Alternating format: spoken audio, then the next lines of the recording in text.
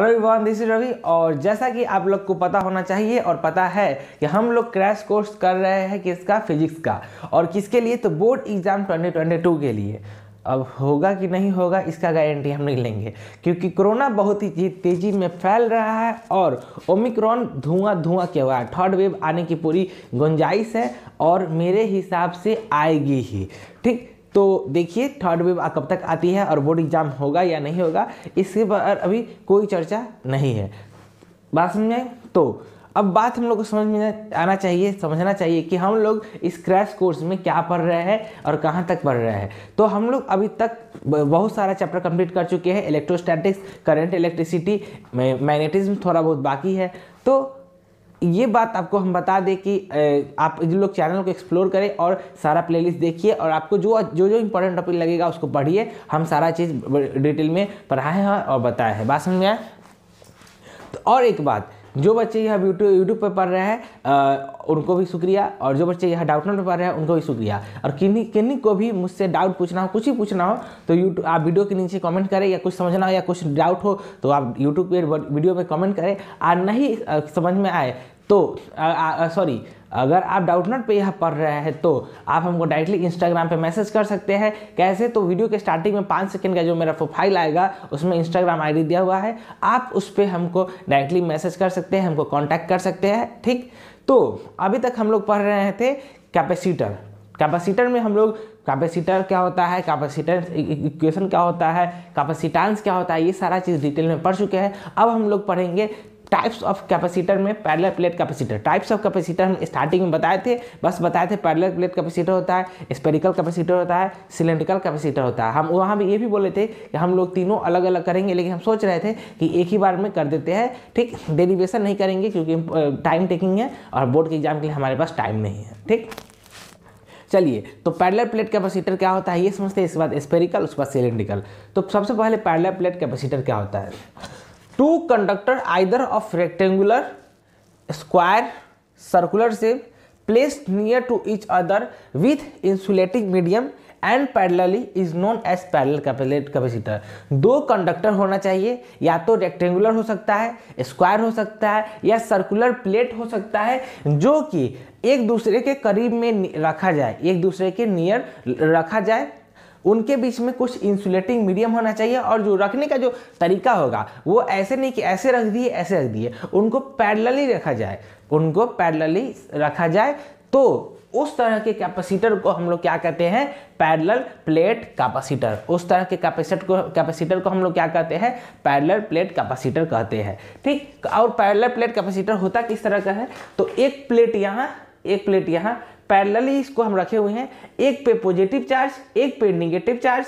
ठीक, इससे negative charge, इससे पॉजिटिव चार्ज। इसके बीच में इंसुलेटिंग मीडियम है, इसके बीच में एक इंसुलेटिंग मीडियम है, और दोनों के बीच का जो सेपरेशन है वो है d। दोनों के बीच का जो डिस्टेंस है वो क्या है? वो d है। बात समझे? वो डिस्टेंस d है। तो अब हम लोग समझते हैं, आज संडे था, हाँ आज संडे था, भूल गए।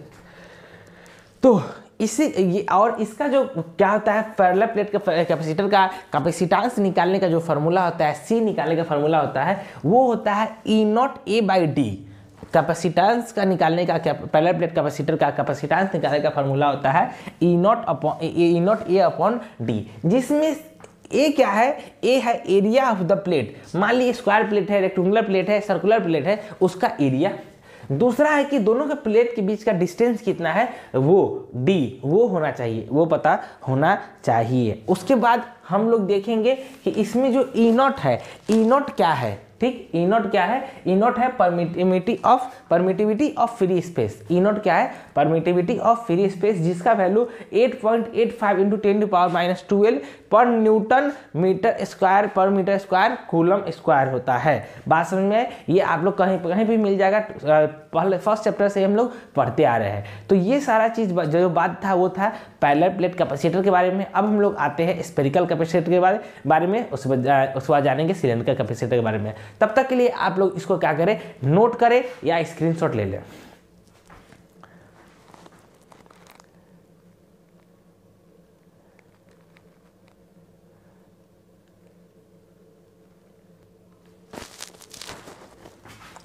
तो अब हम लोग पढ़ेंगे स्पेरिकल कैपेसिटर के बारे में, ठीक। स्पेरिकल कैपेसिटर के बारे में अब हम लोग पढ़ेंगे और समझते हैं कि स्पेरिकल कैपेसिटर होता क्या है। Spherical capacitor, two spherical concentric conductor in which one side and other side is kept with insulating medium between both is known as the spherical capacitor. बात समझ में आया? कहना क्या चाह रहा है कि टू स्पेरिकल कॉन्सेंट्रिक कंडक्टर मतलब दो स्पेरिकल कंडक्टर होना चाहिए और कॉन्सेंट्रिक होना चाहिए मतलब दोनों का सेंटर एक होना चाहिए और एक होना चाहिए अंदर और एक होना चाहिए बाहर, और उन दोनों के बीच में एक कंडक्टर अंदर है एक कंडक्टर बाहर है, उन दोनों के बीच में यहाँ पे इंसुलेटिंग मीडियम होना चाहिए, इन दोनों के बीच में इंसुलेटिंग मीडियम होना चाहिए। उस कंडक्टर को क्या कहेंगे? स्पेरिकल कंडक्टर या स्पेरिकल कैपेसिटर बोलेंगे। बात समझ में आई? दो कंडक्टर को कॉन्सेंट्रिक कंडक्टर मतलब जिसका सेंटर एक होना चाहिए, एक आउटसाइड होना चाहिए, एक इनसाइड कंडक्टर होना चाहिए, और दोनों के बीच में जो गैप हो उसमें क्या होना चाहिए? हमको इंसुलेटिंग मीडियम होना चाहिए। इस तरह के क्या कहते हैं कंडक्टर को, इस तरह के कैपेसिटर को हम लोग क्या कहते हैं? स्पेरिकल कैपेसिटर बोलते हैं। बात समझ में? इस तरह को कैपेसिटर को क्या बोलते हैं? स्पेरिकल कैपेसिटर बोलते हैं, ठीक। उसके बाद हम लोग ये समझते हैं कि स्पेरिकल कैपेसिटर ये होता है तो उसका कैपेसिटेंस निकालने का फार्मूला क्या होता है? उसका कैपेसिटेंस निकालने का फार्मूला क्या होगा? तो उसका कैपेसिटेंस निकालने का फार्मूला होगा 4 pi e naught R1 R2 by R2 minus R1, C equal to 4 pi e naught R1 into R2 by R2 minus R1। ये क्या होता है? स्पेरिकल कंडक्टर होता है। इस स्पेरिकल कंडक्टर का कैपेसिटेंस निकालने का फार्मूला होता है, ठीक। अब आपको ये बात बताएं कि इसमें कौन कौन चीज क्या है। R1 क्या है?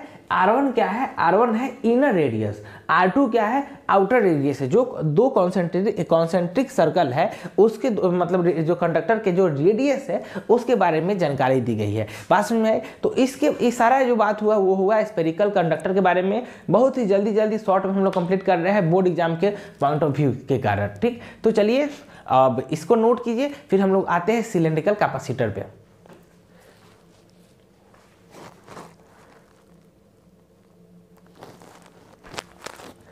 तो अब हम लोग पढ़ते हैं सिलेंड्रिकल कैपेसिटर के बारे में, ठीक। अब हम लोग पढ़ेंगे सिलेंड्रिकल कैपेसिटर के बारे में। तो सिलेंड्रिकल कैपेसिटर होता क्या है और इसका कैपेसिटेंस निकालने का फार्मूला क्या होता है ये हम लोग समझेंगे। तो सिलेंड्रिकल कैपेसिटर क्या होता है? Two cylindrical conductor place such that their axis coincide and insulating medium between both is known as cylindrical capacitor. दो सिलेंड्रिकल कंडक्टर होना चाहिए मतलब एक सिलेंड्रिकल कंडक्टर दूसरा सिलेंड्रिकल कंडक्टर, दो सिलेंड्रिकल कंडक्टर होना चाहिए जिनका क्या होगा? एक्सिस कॉन्साइड करना चाहिए, जिसका एक्सिस कॉन्साइड करना चाहिए मतलब एक होना चाहिए एक्सिस जिसका एक्सिस एक हो। बात सुन, जिसका एक ही एक्सिस हो और उनके बीच में इंसुलेटिंग मीडियम भरा हो, मतलब कोई इंसुलेटिंग मीडियम होना चाहिए, डाइइलेक्ट्रिक मीडियम होना चाहिए। बात समझिए? उनके बीच में कोई इंसुलेटिंग मीडियम होना चाहिए। उसी तरह के कैपेसिटर को हम लोग क्या कहते हैं? सिलेंड्रिकल कैपेसिटर कहते हैं। बात समझ में आई?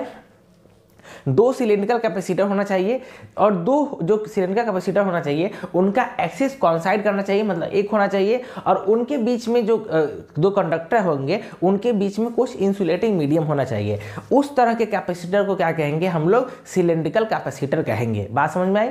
अब हम लोग जानते हैं कि उसके जो कैपेसिटेंस निकालने का फार्मूला होता है C, वो होता है L/2K ln R2 by R1। L/2K ln R2 by R1।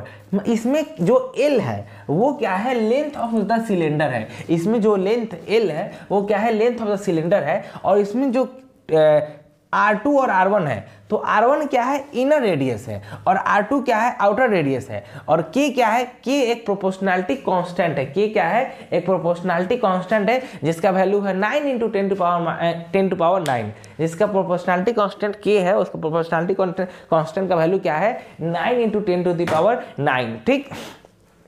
तो इस यही हो गया आपका सिलेंड्रिकल कैपेसिटर। ये सारा जो जानकारी हो गया सिलेंड्रिकल कैपेसिटर के बारे में था। इससे हाँ, और हम एक बात इसमें बताना चाहेंगे सिलेंड्रिकल कैपेसिटर में जो इनर कंडक्टर होगा,